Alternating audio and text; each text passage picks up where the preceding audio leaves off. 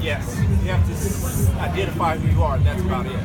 Your name, that's about it. Who you are. You'd have to, oh, he wanted to know if the state of California had other statutes that indicate that a citizen that's stopped by the police would have to identify themselves, and California does. You have to identify yourself, but that's it. Anything more than that, you're not required.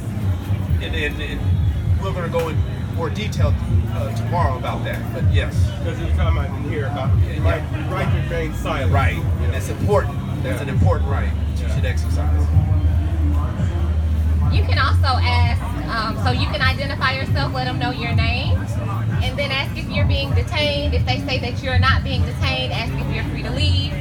You can leave. If not, the one thing that you can say, which is it's invoking your Fifth Amendment right, and when you invoke your Fifth Amendment right, a police officer can't ask you anything.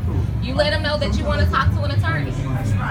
Legally, they can't question you about anything without your attorney present after you invoke that, and nobody can invoke it for you. You have to invoke it yourself.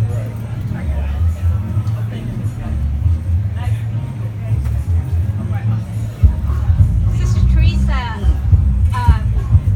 I know everybody here has a word or two to say. Sister Teresa is going to be next, and she'll be speaking to us about the projects she's working on. And please give it up to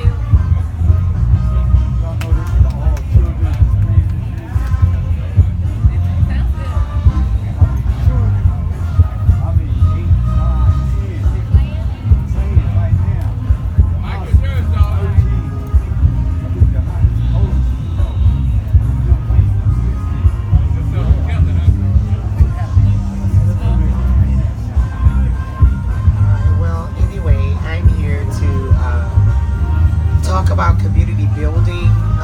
My organization, Eradicate the Hate, is being positioned to do some of the things that we're talking about, to kind in a more wiser way though. When I received the name Eradicate the Hate, it kind of put a different spin on the movement, and this is the direction that everybody's been going in is, the Black Lives Matters movement, which they corrupted, and put the spin on it. And so I did Eradicate the Hate, and then I put the logo where it's hands of all colors in the circle saying united, which is one way to position us without a whole bunch of headache, from the other side. And I'm building components. It's like a prototype. Building components, and there's funding. I'm sure you all know about it.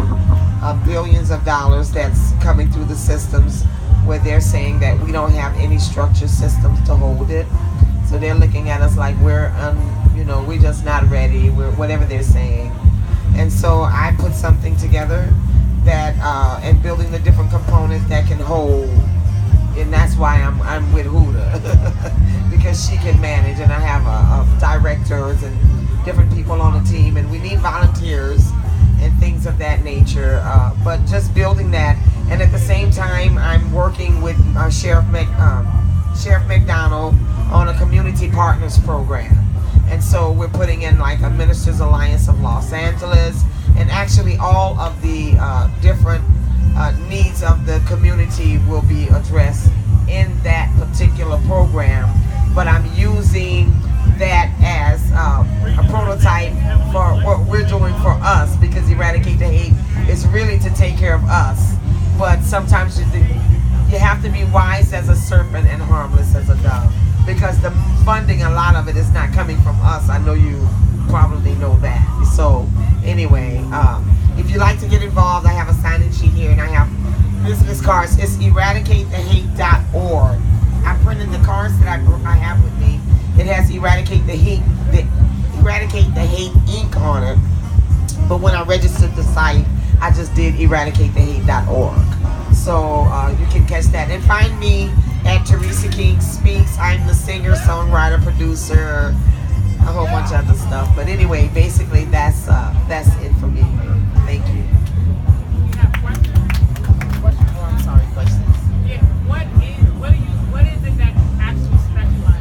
Well, actually, to be honest with you, the way it came about, my name preceded myself. So for many, many years, Teresa King, has been operating in the community. I have a warehouse of 160 something square feet, and I have people on the ground every day of the week pushing food.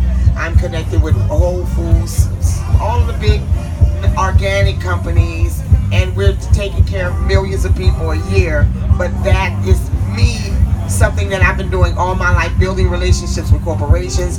I received the Outstanding Businesswoman of the Year award from the American Businesswomen Association, Community of Pride award from Juanita McDonald back in the day, and congressional leaders lobbied in Congress when they closed down the Wilshire Grand Hotel. They gave me the whole hotel, everything that was in it, but they gave it to Teresa, the person. And so I realized that Teresa can't possibly hold this with my name. I had to literally create an organization. So what it is that each component, I have about 8. It's probably going to be about 20 something when it's all over. But we're going to address women in business. For example, I have pallets of brand new stuff in this warehouse for women, jewelry and scarves and things of that nature. And so I can set women up in business or different things. Each component, mentoring for children. I got a bunch of people on my team as far as developing and structuring programs. We're dealing with domestic violence. We're dealing with depression. I have a Cassandra Johnson is going to come on and be the director. So she's right now managing 3 wraparound programs and 5 family preservation programs. I work with family preservation. I can go on and on and on with you know. So it's going to be doing everything that I've always done all my life. I'm just putting it into a nonprofit situation because funding is coming and I need to position. I don't want to die doing this. I'm telling y'all now, I'm ready to go sleep somewhere. You know, but if I could position something that I can give to the community, and then it'll stand forever, and when I die, I don't have to worry about it. It's positioned, and we have enough components and programs and to take care of everybody. When the funding comes down, I'm positioning it to take care of other nonprofits, because I remember one year I took care of 200 nonprofits in 1 year.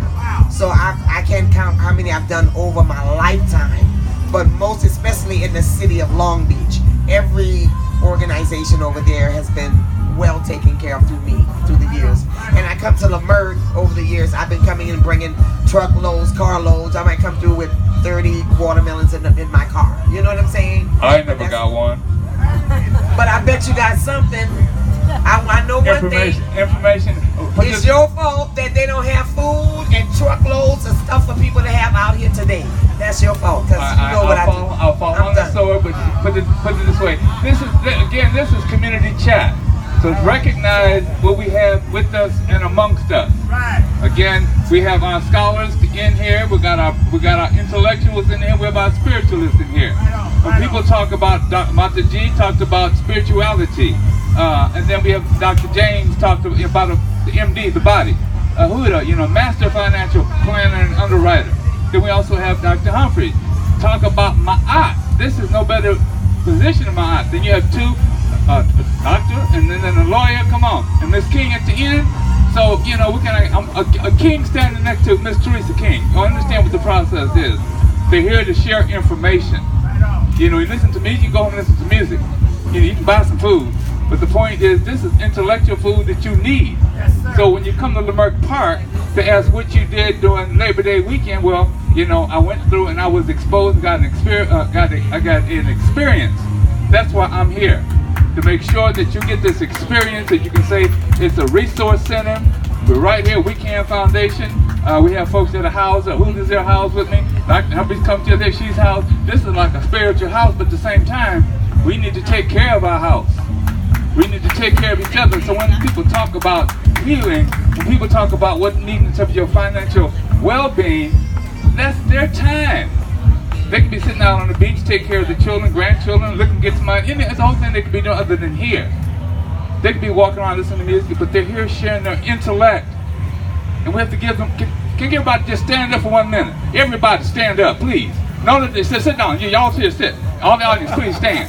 Please stand. All right, please stand. Please, everybody stand. can you give these intellectuals and scholars around a hand for spending their time to share their intellect about stuff that you don't even know about and bring your attention to? So that's what I'm talking about. I could be, thank y'all. Y'all can sit back down. I'll be passing the hat in a minute, but anyway.